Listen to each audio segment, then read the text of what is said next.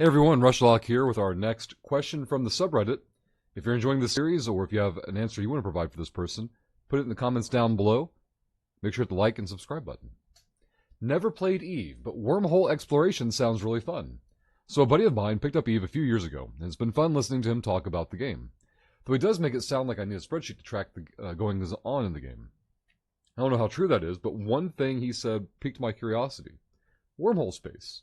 From what he said, there are folks that just sort of live in those spaces. You can go explore and haul and stuff out and sell it, which to me sounds like a ton of fun, honestly. But I feel like the entry into Eve is a bit daunting, and I don't have a ton of time between work and my family life.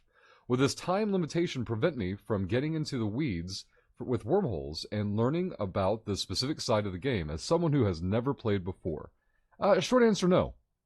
You can, in fact, wormholes are a bit more accessible because you can do what's referred to as day tripping, which is you could base out of high security space, which is kind of where you start off in Eve, and you can go straight into wormholes from there, dive in, do exactly what you're describing, go in, steal what you can steal, and get out. And what you have to think of, the mentality of it is, you're basically a burglar.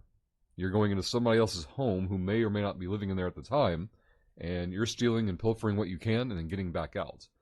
Keep in mind, if you're accessing a wormhole from high-sec space, not always, but generally speaking, high-sec space is higher traffic, there are more people there, and therefore it's more likely for someone else to have been in or currently be in that wormhole.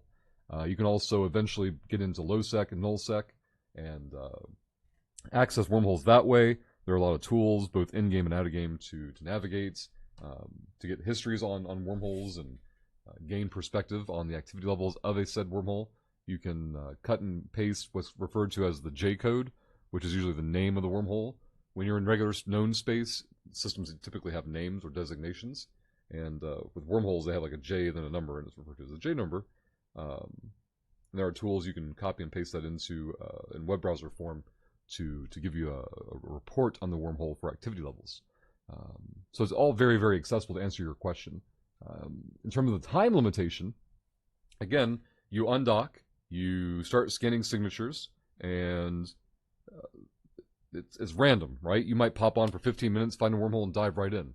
You might log in, fly around for 30 minutes, and I can't find a wormhole anywhere. But if you're using the right tools, you can mitigate that time investments by checking the online reports for, all right, there's been a wormhole reported here, a wormhole reported there, and keeping that in mind, that if someone else is reporting the wormhole exists, someone else has already actively been in there recently. So you kind of have to self-determine how to use the information being reported, if that makes any sense. But to answer your core question, time limitation is not going to be an issue.